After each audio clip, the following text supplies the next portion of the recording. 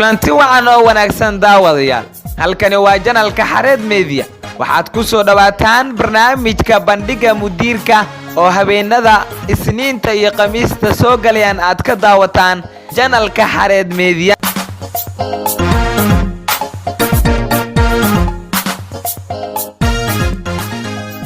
daawadayaal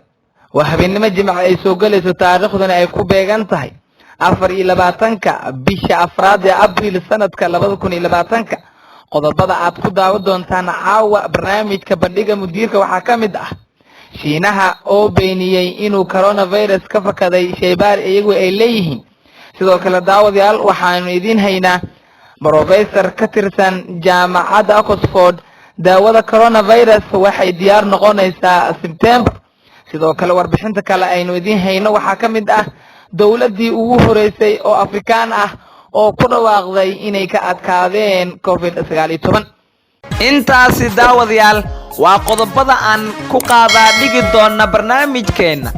fadlan daawada haddii aad nagu cusub tahay ku soo biir asxaabta nala jaan qaado oo subscribe saar channelka gambaleelkana furo muuqaalkana like saar lana wadaag asxaabtaada si aan u ogaano qodobka ku xiisa geliyay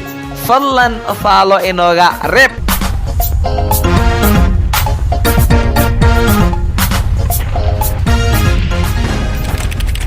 waa tahay daawadayaal markana barnaamijkeena ayaynu gudagalaynaa waddanka Shiinaha ayaa beeniyay in cudurka coronavirus uu ka fakaday shaybaarkooda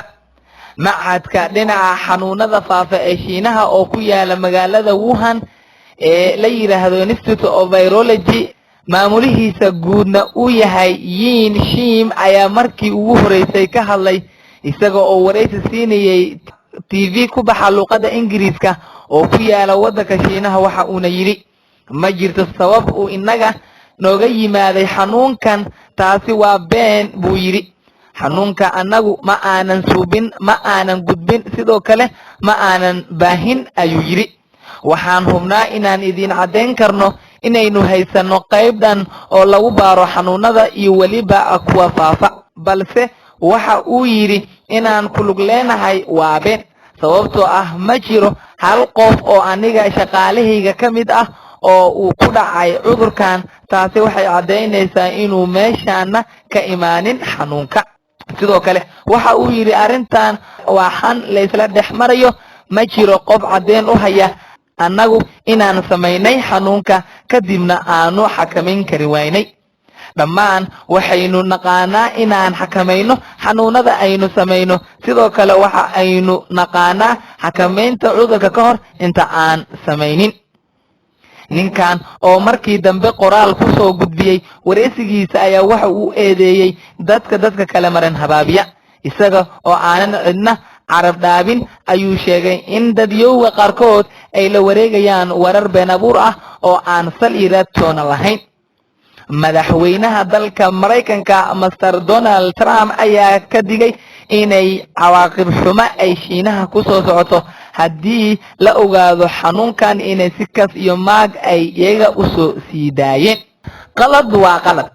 oo aadanaha qalad uu ka dhaca balse arintu haddii ay tahay si kas ah oo uu Shiinuhu taa sameeyay taasi waxa ay noqon doontaa cawaaqib xumo oo uu Shiinuhu ay la kulmaan ayuu yiri madaxweynaha oo ka hadlayay afaafka hore ee aqalka cad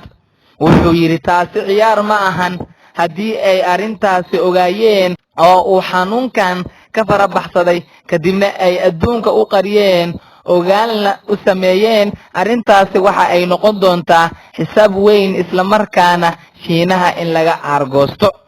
dhawaanahan waxa la sheegayay Mareykanka inuu ciil cunsan yahay waddanka Shiinaha isla markaana ay doonayaan inay sameeyaan baaritaano xoogan haddii ay ku ogaadaanna mar un Shiinaha ka argoostan khubaro badan ayaa aaminsan in Mareykanku maalinta ay noqotaba uu Shiinaha ka argoosan doono xanuunkan dhaqaalihiisa iyo dadkiisaba dhibaatada weyn u geystay waata daawadayaal wili barnaamijka bandhiga mudiirka ayaa la socotaan markaan qodobka kale ayaynu eegaynaa professor ka tirsan jaamacadda Oxford daawada coronavirus waxay diyaar noqonaysaa September.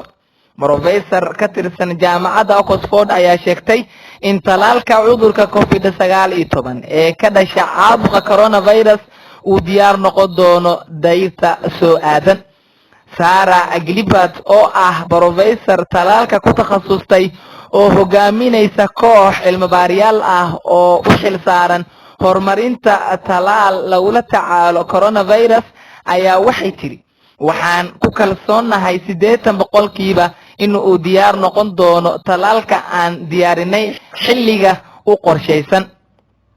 isla markaana uu noqon doono mid ku guuleystay inuu cudurka ka ilaaliyo shakhsiyaadka. waa sida ay u sheegtay wargeyska The Sunday Times ee dalka Ingiriiska ka soo baxa. waxa ay hadalkeeda sii raacisay waxaan aaminsanahay inaan haysano fursad weyn oo ah in talaalkani noqonayo mid guuleysta. arrintani saadaalin oo kaliya ma aha, waxaa na horyaala xog badan oo loo baahan yahay inaan si mug leh u darisno. waxaan idin leeyahay guushu waxay gaarsiisan tahay 80%. waa ra'yigayga shakhsiga ah ayay tiri. fayraska corona ilaa iyo hadda waxa uu ku dhacay in ka badan 1.7 milyan oo qof oo ku nool dunida daafaheeda kala duwan, iyadoo ay COVID-19 u geeriyoodeen in ka badan 109,000 oo qof, halka ay ka soo bogsadeen ku dhawaad 450,000 oo qof. waa tahay daawadeel markaana qodobka ugu dambeeya haddii aynu soo qabanno, dowladdii ugu horeysay ee Afrikaan ah ayaa ku dhawaaqday inay ka adkaadeen COVID-19. wakaaladda wararka ee dalka Mauritania ayaa galabnimadii Sabtidii Abriil 18-keedii 2020 ku dhawaaqday in dowladda ay ka maran tahay kiisas coronavirus kadib markii dhammaan xaaladaha dadkii uu cudurku ku dhacay ay ka bogsadeen. hal qof oo intii isbitaalka loo waday oo dhintay mooye. Mauritania ayaa cudurku waxa uu ku dhacay 7 qof oo kaliya kadib markii uu cudurku dalka ka soo shacbaxay bishii hore. 2 qof way ka soo bogsadeen. haweeney ayaa cudurka u geeriyootay iyada oo aan isbitaal la gaarsiin, halka 4 qof oo kale ay dib u kabsho ku jiraan. qofkii ugu horeeyay ee gudaha Mauritania lagu arko inuu cudurka qabo waxa uu ka tirsanaa shirkad dahabka soo saarta. qofkan ayaa watay jinsiyadda Australia. waxaa lagu arkay calaamadaha cudurka kadib waa la hubiyay maalmo un kadib markii uu safarkiisa dib ugu soo laabtay.